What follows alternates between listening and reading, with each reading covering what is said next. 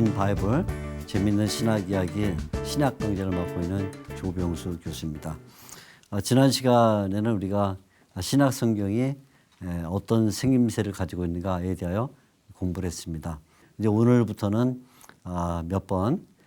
첫 번째 복음서인 마태복음에 관해서 함께 생각을 해 보려고 합니다.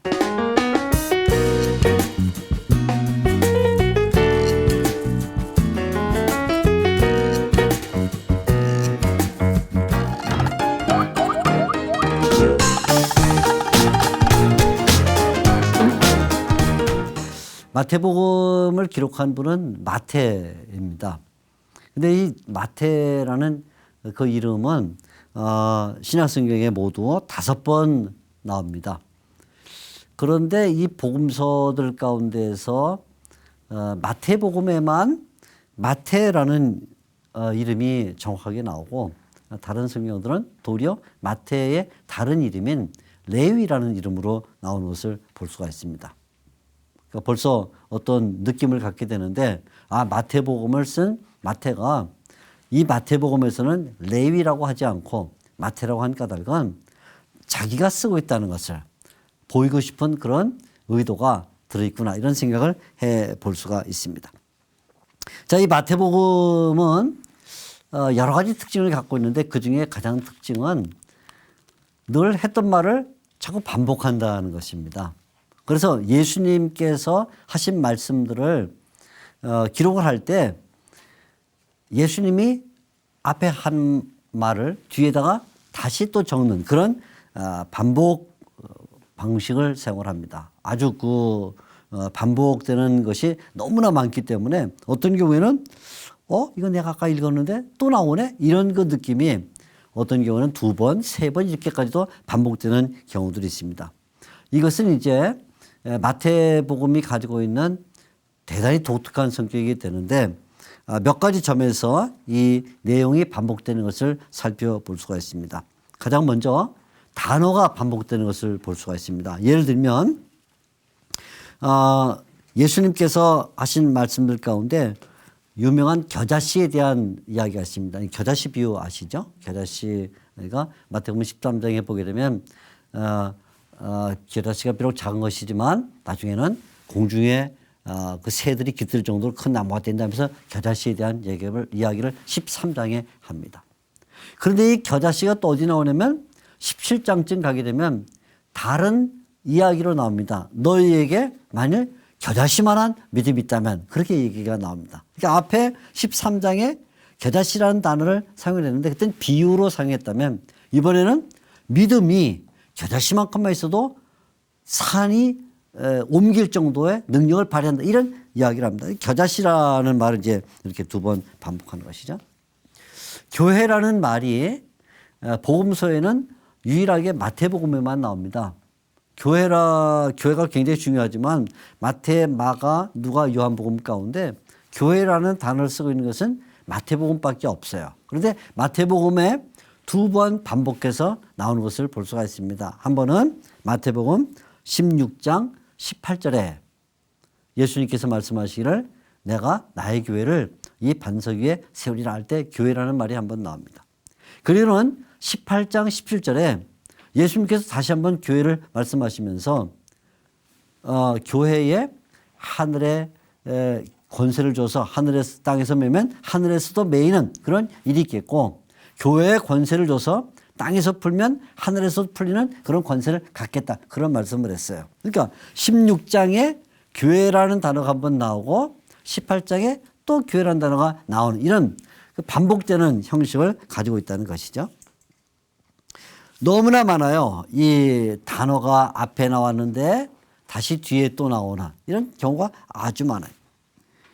그러나 그보다 더 특이한 것은 단어만 반복되는 게 아니라 어떤 문구가 어구가 반복되는 경우들도 있다는 것이죠. 예를 들면 세례자 요한이 등장을 해서 가장 처음 한 말은 회개하라 그랬어요. 그죠? 그 다음 뭐라 하죠? 천국이 가까웠느니라. 회개하라 천국이 가까워. 누가 말했냐면 세례 요한이 그렇게 말했습니다. 그런데 조금 있다가 예수님이 등장하셔서 뭐라 그랬냐면 똑같은 말을 해요. 회개하라 천국이 가까웠느니라. 그러니까 앞에는 세례자 요한이 한 말인데 뒤에는 예수님이 그 말을 똑같이 한마디도 틀리지 않아요. 회개하라 천국이 가까웠느니라.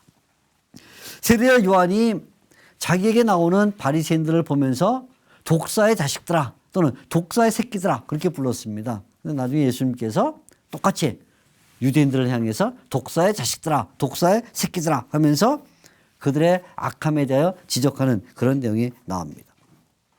아주 좀 특이한 것들을 몇 가지 말씀을 드리면 예수님께서 반석 위에 세운 집에 대한 이야기를 하셨는데 산상설교가 다 끝날 부분에 예수님이 지혜로운 사람은 집을 반석 위에 세운다 그런 말을 했습니다. 그게 마태복음 7장에 나오는 이야기입니다. 그런데 마태복음 16장에 보게 되면 교회를 세우시겠다 말씀하시면서 반석 위에 교회를 세우겠다 그렇게 말씀했어요. 그러니까 7장 마지막에는 산상설교가 끝날 때 반석에 세운 집은 무너지지 않는다. 반석에 세운 집 이렇게 말했다면 16장에서는 교회를 세울 때 반석에 세운다. 그 말해서 반석에 세운 집이란 말이 두 번 반복되어 나오는 것을 볼 수가 있습니다.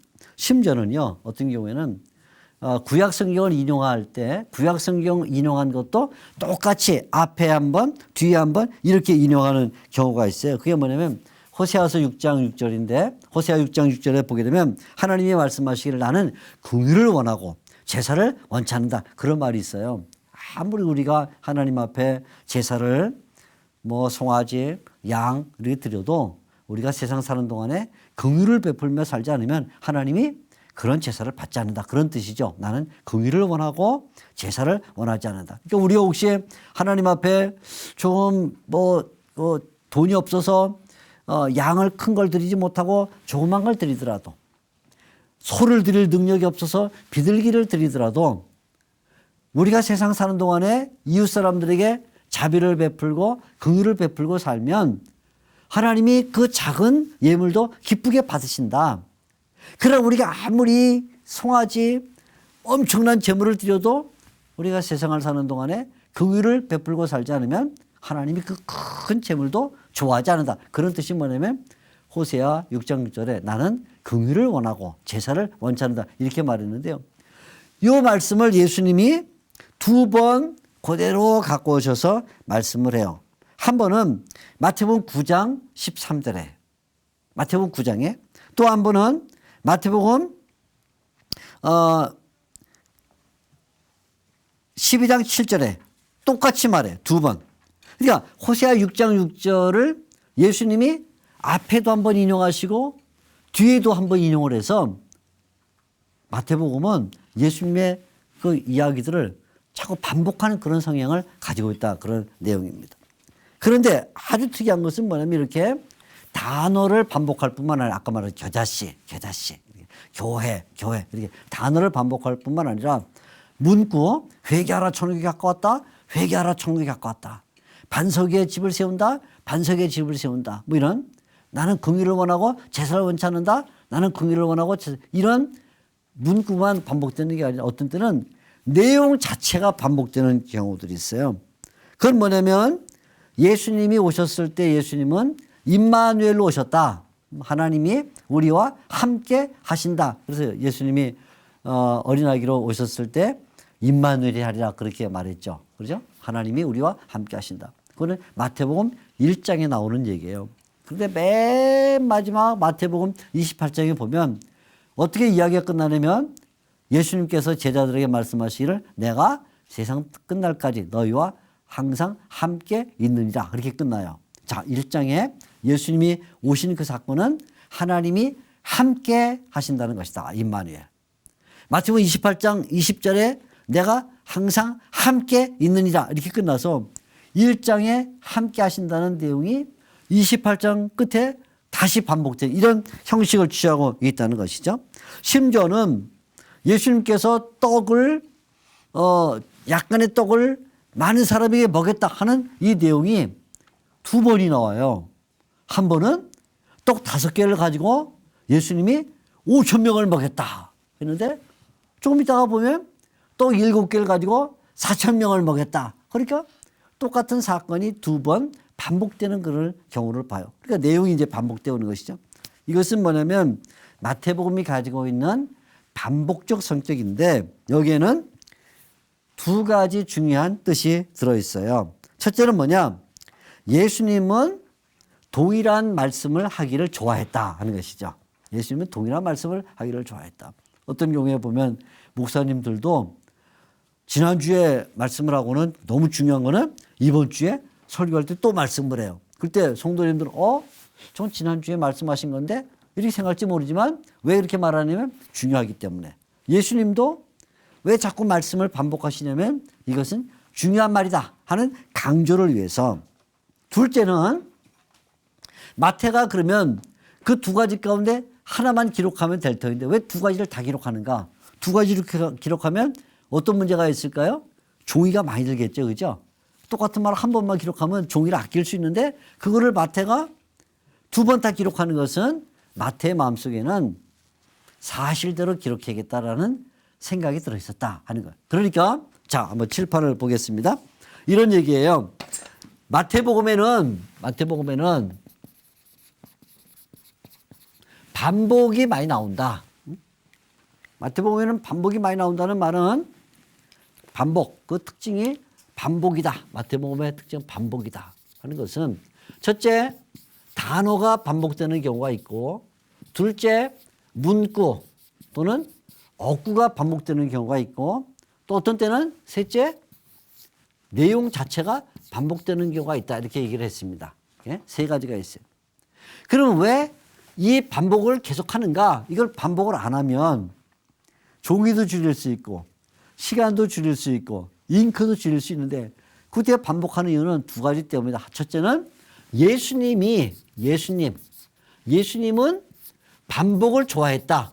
반복을 좋아했다. 이걸 보여주는 거죠. 반복을 좋아하셨다. 첫째.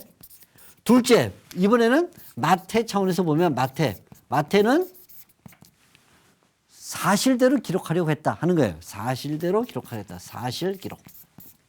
그러니까 우리는 이 마태복음에서 자꾸 반복되는 이야기를 들을 때 두 가지를 배우는 거예요. 아, 예수님은 위대한 선생님이시기 때문에 한 번 가르치고 끝나는 게 아니라 학생들이, 제자들이 알아들을 때까지 자꾸 반복해서 가르쳤다. 그런 말이 이제 처음 된 자는 나중되고 나중된 자는 처음 된. 이것도 반복해 나오거든요.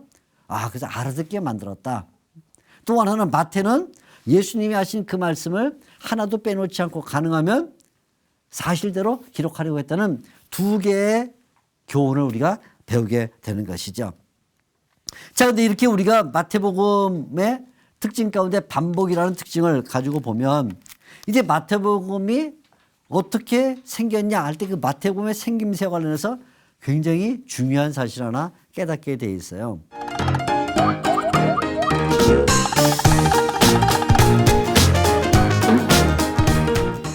마태복음은 몇 장까지 있죠? 28장까지 있어요. 이 마태복음 28장까지 있는 것을 단순히 계산하면 4, 7, 28이니까 4토막으로 자르면 7장씩 자르면 되고, 그죠? 7토막으로 자르면 4장씩 자르면 되겠다. 이렇게 생각할지 모르지만 마태복음은 그런 식으로 자를 수가 없어요. 마태복음을 잘 보면 이 반복과 관련해서 한 가지 놀라운 것을 발견하게 되는데 그것은 뭐냐면 예수님께서 어떤 설교를 하시면 꼭 그 설교가 끝날 때쯤에는 이런 내용이 나와요. 예수님께서 설교를 마치셨다. 예수님께서 가르치기를 마치셨다. 예수님께서 비유하는 것을 마치셨다. 그러니까 이 반복하는 말 가운데 아주 중요한 특징 하나는 뭐냐면 예수님이 뭐를 마치셨다라는 말이 반복해 나온다는 거예요. 자, 반복, 우리가 지금 반복이라는 것을 배우고 있는데 이 반복되는 말 가운데 이 말은 자그마치 5번이나 반복이 되는데 이 말을 잘 보게 되면 이 마태복음은 이렇게 생겼구나 하는 것을 배우게 돼 있어요. 자, 어떻게 5번이 나오냐면 제일 처음에는 마태복음 7장 28절에 한번 이 말이 나오는데 마태복음 7장 28절은 예수님께서 마태복음 5장, 6장, 7장 산상설교를 마쳤을 때 하는 얘기인데요. 그 산상설교를 마쳤을 때 7장 28절에 이런 말이 나와요. 쭉 앞에 10년이 간 자는 복이 있다부터 시작해서 내일 일을 걱정하지 마라. 그리고는 반석에 집을 지는 사람이 있다는 이야기까지 산상설교를 다 마치고 나면 7장 28절 예수께서 이 말씀을 마치심에 이렇게 되어 있어요. 이 말씀을 마치심에 7장 28절에 두 번째는 예수님이 제자들을 세상에 보내는 장면이 나와요. 제자들을 보내면서 너희는 유다의 잃어버린 양에게로 가라. 그렇게 말씀을 하셔요. 너희가 갈 때는 너무 돈을 많이 가지지도 말고 옷을 많이 가지도 말아라. 그러다가는 짐꾼이 되지 복음 전한 사람이 못 되니까 그저 지팡이도 하나만 가지고 전대도 가지지 말고 이러면서 가서 복음을 전하라 말씀하셔요. 그러는 예수님께서 복음을 전할 때 어느 집에 들어갈 때 평안을 빌어라. 그런 말씀을 하세요. 만일에 받지 않으면 발의 먼지를 떨어버려. 이런 말씀을 하시는데 그 내용이 마태복음 10장에 나와요. 그래서 그 마태복음 10장은 제목을 뭐라고 붙이냐면 제자 파송 설교 그렇게 붙여요. 제자 파송 설교. 그래서 제자 파송 설교의 설교를 쭉 하시고 난 다음에 11장 1절 이 설교를 이렇게 마쳐요. 예수께서 12 제자에게 명하시기를 마치시고 아까 말했죠. 마치셨다. 아까 7장 28절은 산상 설교를 마치셨다. 이번에는 제자 파송 설교를 마치셨다. 그 다음에 예수님은 13장에 가면 여러 가지 비유 말씀을 하셔요. 어떤 비유 말씀하시냐면 씨를 뿌렸는데 어떤 씨는 길가에 떨어졌다. 어떤 씨는 돌짝밭에, 어떤 씨는 가시떨기, 어떤 씨는 좋은 땅에 뿌렸다 하면서 그 비유에 대해서 해설을 쭉 하세요. 또 어떤 비유는 좋은 씨를 뿌렸더니 원수가 와서 가라지를 덧뿌리고 왔다는 이런 비유를 겨자씨라는 비유를 통해서 우리 믿음은 작지만 점점점 자란다 하는 이런 내용을 쭉 하신 다음에 13장이 비유 설교인데 비유 설교가 마치는 13장 53절에 보면 이렇게 되어 있어요. 예수께서 이 모든 비유를 마치신 후에 그렇게 되어 있어요. 마치셨다. 항상 어떤 설교를 하고 나면 마쳤다 그런 말을 한다는 거죠. 마태복음 18장은 교회에 대한 설교예요. 두세 사람이 내 이름으로 모인 곳에는 나도 그들 중에 있느니라. 유명한 마태복음 18장 20절에 교회에 대한 이야기를 해 주시고 교회가 땅에서 무엇을 매면 하늘에서도 매이고 땅에서 무엇을 풀면 하늘에서도 풀린다. 이런 교회 권세에 대해서 얘기를 해요. 죄를 지은 사람이 있을 때 처음에는 혼자 가서 얘기하고 안 들으면 두 사람이 얘기하고 안 들으면 교회에 얘기하라. 이런 교회에 대한 설교인데 이 마태복음 18장의 교회 설교를 끝날 때쯤에 19장 1절에 보면 다시 마치시고라는 말이 나와요. 그래서 19장 1절 예수께서 이 말씀을 마치시고 이렇게 나와요.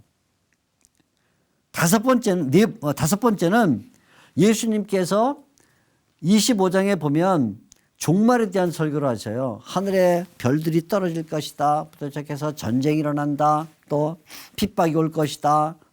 가족 식구가 가족 식구를 잡아낼 것이다.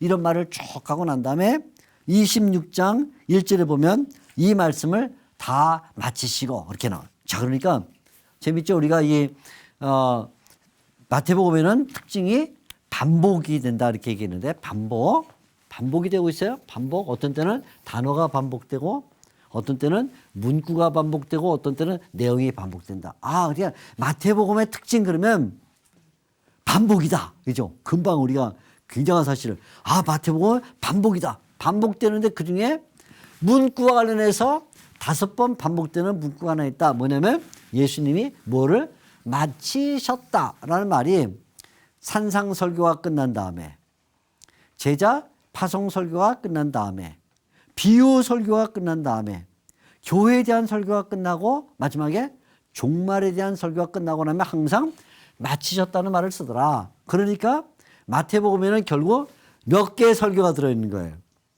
5개의 설교가 들어요. 5개 설교가 들어있더라. 이렇게 말. 그래서 어떤 분은 말하기를 그러면 왜 마태복음에 5개의 설교가 들었을까? 왜? 어떤 분이 이런 생각을 했어요. 이것은 옛날에 모세라는 사람은 성경을 5권을 썼다. 그죠? 창세기, 출애굽기, 레위기, 민수기, 신명기 묶어서 모세 5경 이렇게 부르는데 5개를 썼다. 그게 예수님도 이 세상에 오셔서 5개의 설교를 하신 거다. 그래서 5개. 모세가 5개 설교를 한 것처럼 예수님도 5개 설교를 했다. 바꿔 말하면 옛날에 구약에는 모세라는 사람이 있었다면 신약에는 새로운 모세가 왔다. 누구? 예수님. 그래서 예수님은 새로운 모세다. 이렇게 말했어요. 그죠? 굉장하죠? 성경 읽으면서 이런 생각을 하면 그렇구나. 예수님은 모세에 비해서 새로운 모세. 옛날 모세는 5권의 책을 썼다면 예수님은 5권의 설교를 했구나. 그러니까 구약과 신약이 이게 하나구나 하는 것을 배우는 그런 유익을 얻게 되죠. 그러니까 우리는 마태복음을 통해서 설교가 5개 있다는 것과 함께 그러니까 결국 마태복음을 5부분으로 나눌 수 있겠구나 하는 것을 어렵지 않게 생각하는 것이죠. 그런데요, 이 성경을 마태복음을 잘 읽다 보면 한 가지 특이한 것을 발견하게 되는데 예수님이 마치셨다라는 말이 반복될 뿐만 아니라 잘 읽어보면 예수님이 시작하셨다라는 말도 반복이 돼요. 시작하셨다. 예수님이 마치셨다가 반복될 뿐만 아니라 예수님이 시작하셨다. 또 반복이 돼요. 2번 반복이 되는데 한 번은 4장 17절에 반복이 돼요. 4장 17절에 나와요. 그래서 마태복음 4장 17절을 보면 우리말 성경으로 이렇게 돼 있어요. 이때부터 예수께서 비로소 전파하여 이르시되 이렇게 돼 있어요. 이때부터 예수께서 비로소 전파하여 비로소라는 말을 썼습니다. 근데 똑같은 내용이 16장 21절을 보게 되면 또 한 번 나오는데 16장 21절 제가 읽어드리면 이때로부터 예수 그리스도께서 자기가 예루살렘에 올라가 장로들과 어쩌고 저쩌고 하고 제자들에게 비로소 나타내시니 이런 말이 있어요. 비로소. 여기 이제 비로소라는 말을 썼는데 비로소. 이 말은 우리말 성경이 비로소 이렇게 번역을 할 때 해석을 한 거고요. 본래 비로소라는 말은 뭐냐면 시작했다라는 뜻입니다. 시작했다. 무엇으로부터 비롯됐다 할 때 조선은 태조 이성계로부터 비롯됐다 할 때 태조 이성계가 시작했다는 그런 뜻인데 비로소란 말을 썼지만 본래 정확히 번역을 하면 시작하셨다는 말인데 마태복음 4장 17절과 마태복음 16장 21절에 2번 반복이 돼요. 특징이죠? 무슨? 반복이 된다. 마태복음. 그러니까 이 말은 마태복음은 마치셨다도 5번 있지만 시작했다가 2번 있는데 이 말은 결국 이 앞에 마태복음 1장 1절부터 4장 17절까지가 한 단락을 이루고 있고 한 단락. 그 다음에 4장 17절부터 16장 21절 올 때까지 한 단락을 이루고 있고 그 다음에 마태복음 28장 20절까지 이 부분이 한 단락을 이루고 있다. 그래서 여기까지가 한 단락, 여기서부터 여기까지가 한 단락, 또 이렇게 한 단락 이뤄서 결국은 마태복음은 첫째 단락, 둘째 단락, 셋째 단락 이렇게 이룬다. 그러니까 예수님이 어떤 일을 시작하실 때는 항상 시작했다는 말이 있구나. 뭘 시작했냐? 마태복음 4장 17절은 이렇게 말해요. 천국을 선포하기 시작했다. 천국을 선포하기 시작했다. 그래서 여기는 이 첫째 단락, 이 4장 17절부터는 천국 전파가 시작이 됐고, 천국 전파. 마태복음 16장 21절에는 예수님이 십자가에 달려 죽고 부활할 것이다를 가르치는 것을 시작했어요. 그래서 여기서부터는 뭐가 시작되냐면 예수님의 순환과 부활에 대한 교훈이 시작되고 있어요. 이렇게 이 16장 21절부터는 4장 17절부터는 회개하라 천국에 가깝다가 시작되고 있다면 16장 21절부터는 내가 예루살렘 올라가 순환을 당하고 부활할 것이다를 가르치는 내용이 들어있어요. 자, 그러니까 다시 한번 우리가 좀 정리를 하면 이 내용을 정리를 하면 이렇게 되겠죠. 자, 보겠습니다. 마태복음에 두 번 반복되는 중요한 말이 있다. 4장 17절 시작했다라는 말이 있고 시작. 그 다음에 한참 지나서 마태복음 16장 21절에 다시 시작했다라는 말이 있다. 이거죠. 그러면 여기는 뭘 시작했냐면 예수님이 천국을 가르치기를 시작했다. 천국 교훈을 시작했고 여기는 두 번째 여기는 뭘 시작했냐면 예수님의 순환과 부활을 가르치기 시작했다. 순환 부활 교훈을 시작했다. 이 두 개를 가르쳤는데 결국 이 마태복음은 크게 보면 두 가지 내용을 갖고 있는 거예요. 하나는 천국 교훈과 예수님의 순환 부활에 대한 교훈 두 가지인데 이 이야기는 어디서부터 시작되냐면 마태복음 1장 1절부터 시작이 됐어요. 그러니까 이게 한 단락이 되는 것이죠. 첫 번째 단락. 여기가 첫 번째 단락, 1단락. 그 다음에 이 부분, 천국 교훈을 한 부분이 두 번째 단락 이렇게 되고 그리고 드디어 예수님께서 두 번째 단락 끝나고 16장 21절부터 끝나는 마태복음 28장 20절까지가 이게 세 번째 단락이다. 그러니까 자, 두 번째 단락의 주제는 천국 교훈, 그죠? 세 번째 단락의 주제는 순환과 부활에 대한 교훈이다. 그러면 이 앞에 1장 1절부터 4장 10절까지 뭐냐면 이 두 개의 교훈을 말하기 위한 서론 부분이다. 이렇게 서론 부분이다. 이렇게 볼 수가 있네요. 그러니까 마태복음은 결국 반복이라는 이 단어를 가지고 보면 세 가지 단락이 있다. 1장 1절부터 4장 12절까지는 서론 부분. 4장 10절부터 16장 21절까지는 천국을 교훈했다는 부분. 그리고 16장 21절부터는 마지막까지는 예수님의 순환과 부활에 대한 부분이다 이렇게 볼 수 있어요.